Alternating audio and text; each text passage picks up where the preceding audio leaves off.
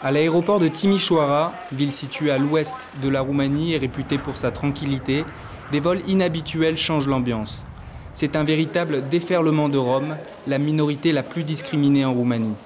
Depuis le début de l'année, 5000 d'entre eux sont rentrés de France dans leur pays d'origine. Nous ne pouvions plus vivre là-bas. Nous n'avions pas de logement. Les Français nous ont aidés à rentrer à la maison. Ils nous ont promis 320 € et le transport gratuit. Pour décourager ces nomades de s'installer en France, les autorités françaises leur proposent un retour volontaire en Roumanie. Mais les Roms ne sont pas convaincus que les 320 € d'argent de poche soient le meilleur des plans. Ici, en Roumanie, on crève de faim, vous savez. Comment voulez-vous que je vive sans boulot et avec 6 enfants à la maison? Pour les fixer en Roumanie, la France a offert à chaque famille de Roms un troupeau d'une 50aine de moutons. Mais après avoir mangé les moutons, les Roms repartent en France. Leur plan est simple, ils reviennent de nouveau en Roumanie avec 320 € en poche, vol gratuit compris. Le rapatriement n'est pas une solution, ce n'est qu'une limitation au droit à la libre circulation.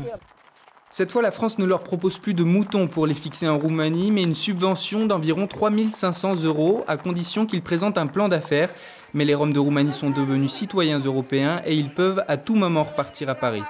C'est vrai qu'il ne s'agit pas, s'agissant de nomades, de les repousser d'une frontière à l'autre, parce que de toute façon aujourd'hui, les frontières européennes, on peut les passer très facilement.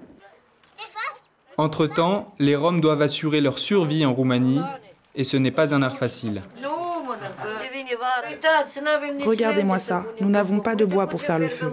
La fumée de cette chaussure pourrie va dans le plat, que je vais donner à manger à mes enfants. Vous voyez ?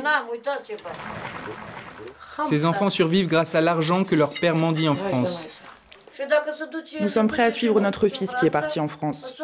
Là-bas, les gens ont un grand cœur, ils ne te laissent pas tomber.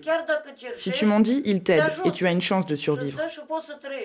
La France est devenue la terre promise des Roms. Avant de partir à Paris, ils apprennent le vocabulaire basique de la mendicité.